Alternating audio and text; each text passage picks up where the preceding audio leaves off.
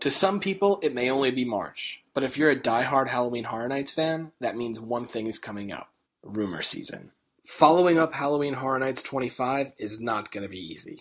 The event was a smashing success from both a critical and financial standpoint, and for many may go down as the best Halloween Horror Nights of all time. So how on earth do you follow up such a great event? In the modern era of Halloween Horror Nights, the first thing we're going to look to are IPs. For those who may not know, an IP is an intellectual property. It's basically any non-original idea that Universal uses for a haunted house or scare zone. So anytime there's a movie, TV show, or even video game, that's an IP. Over the past 5 years or so, Universal has become very reliant on intellectual properties to bring in more casual fans to the event. So it's going to be no one's surprise when Halloween Horror Nights 26 is anchored by a lineup consisting of maybe 4 or 5 IPs. Which ones, you ask? I'm Drew from Orlando United, and here are 8 IPs that we may see at Halloween Horror Nights 26. Number 8, Ghostbusters.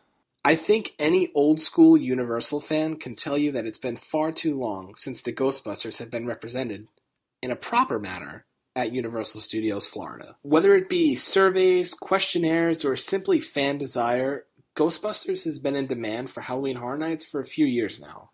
And with a new movie due out this summer, it's perfect timing, right? Right? Wrong. Ghostbusters has been brought up once again in the rumor circle this year, and I'm not really sure how much traction it has. As of this recording, no one has even seen the actual trailer for the film. So there's really no way to know if it's going to translate well to Halloween Horror Nights, and judging by the cast and the photos that have come out, I'm not really sure that's going to happen. If Universal went in the direction of bringing the original film to life, there are certainly some elements that could be used in a Halloween Horror Nights haunted house, especially through puppetry or everyone's favorite, screams.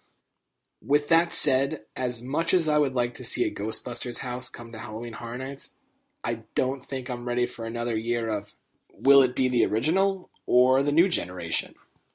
So let's maybe cool the jets on Ghostbusters for at least one more year. Number 7, The Exorcist. Much like Ghostbusters, The Exorcist has been on fans' speculation radar for years now. On one hand, you can see why. From the absolutely frightening imagery to the creepy music, The Exorcist is one of the original movies that scare the crap out of me. But when you really look at it, a good chunk of that movie takes place in only one room.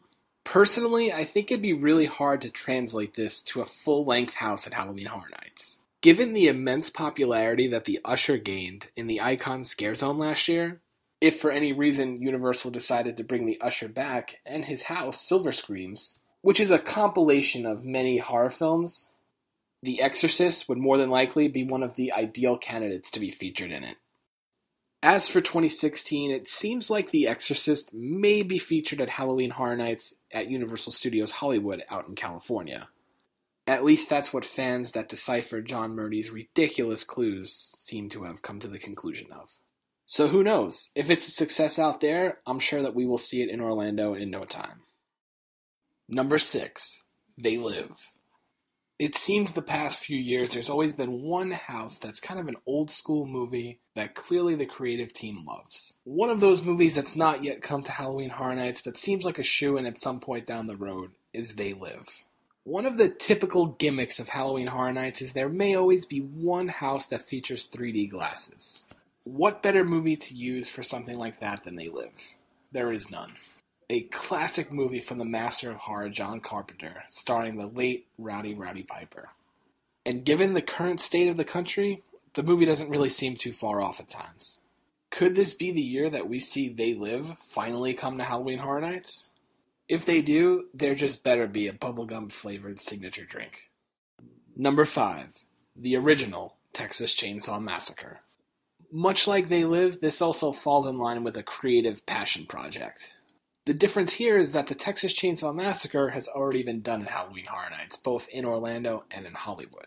At Halloween Horror Nights 17, Universal Orlando already featured the 2003 remake of the film, whereas Hollywood has featured both the remake and the original film in separate years. When Orlando originally featured Texas Chainsaw Massacre, it was part of the Carnival of Carnage. That year was the first year to put the main focus of the event on intellectual properties. And with a lineup consisting of Friday the 13th, Nightmare on Elm Street, and Texas Chainsaw Massacre, the event was a huge success. Personally, out of those three houses, I thought Texas Chainsaw Massacre was the big standout. With Freddy and Jason making their triumphant return to Halloween Horror Nights 25, how far behind is Leatherface?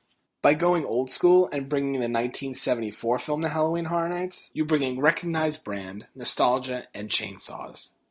Everyone is afraid of chainsaws. And judging by the streets last year, it seems like Universal has a ton of chainsaws to distribute to scare actors.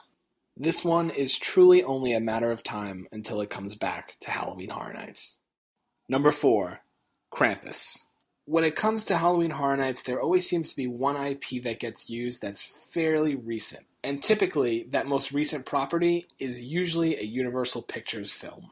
Krampus was released in theaters in November of 2015, just after the end of Halloween Horror Nights 25. I know many Horror Nights fans who went and saw this movie simply because they believed that it would be featured in Horror Nights 26. And honestly, I would say that's a pretty good bet. In the past, Creative has delivered a few houses that have had Christmas rooms or even been centered around Christmas entirely.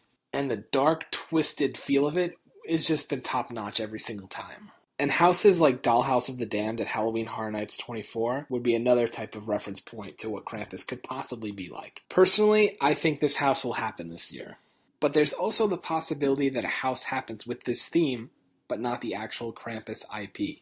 Out in Hollywood the past 2 years, the event has featured a dark Christmas scare zone.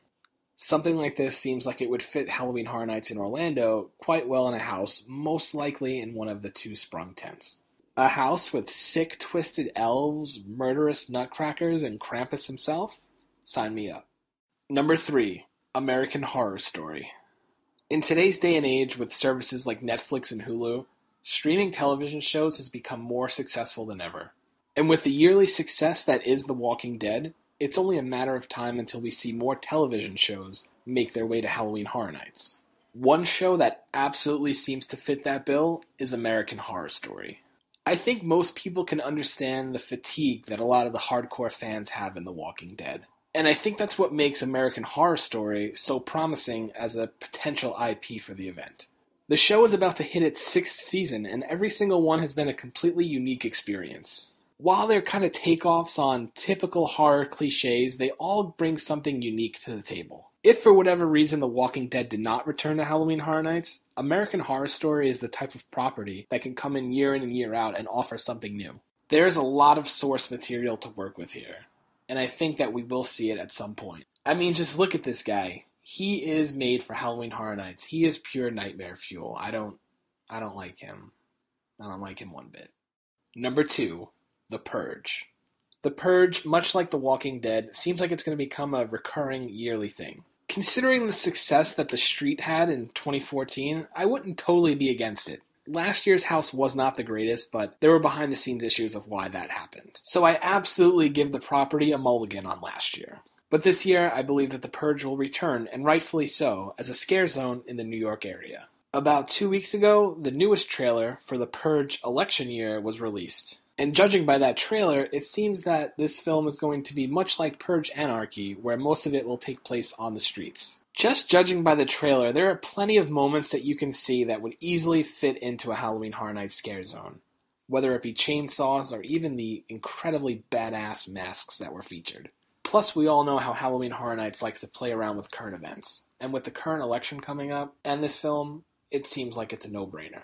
Be prepared to exercise your right to purge once again at Halloween Horror Nights 26. And here's a little tip. Have someone handing out those I Purge stickers that's on the poster because A, it's pretty awesome, and B, I want one. Number 1, The Conjuring. You thought it was going to be Walking Dead, didn't you? That's a given. Come on. The Conjuring is an incredibly rare property. Unlike most mainstream horror movies, it's actually good, and it's actually pretty scary. It's been quite a while since we've seen a horror movie that was received so well by both critics and by the audience.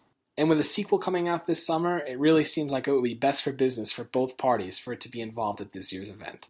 James Wan directed The Conjuring and its upcoming sequel. He's also directed a who's who of movies that have already been used at Halloween Horror Nights, including Insidious from last year. So I'd be willing to bet there's some kind of working relationship between the event and the director himself. This is also a pretty rare IP in the sense of, beyond Freddy and Jason, there's not many properties that would get both diehard fans and the general public equally as excited.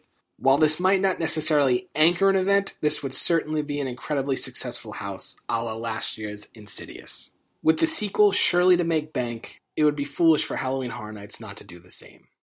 And that just about does it. There's 8 IPs that we could possibly see at this year's event. I'm also contractually obligated to mention Hellraiser just because Brian won't shut up about it. When making this video, I asked on Twitter what were some IPs that you guys would love to see come to Halloween Horror Nights 26, and here are some of the best replies that I saw. With that said, what is your personal IP that you would love to see, and what's one IP that you think that we will see? We hope you enjoyed this video. If you did, please leave a thumbs up, subscribe to the channel if you have not already, and leave us a comment. What else would you like to see? More Horror Nights speculation? Maybe a history lesson? The floor is yours. Until next time, be excellent to each other, and take care.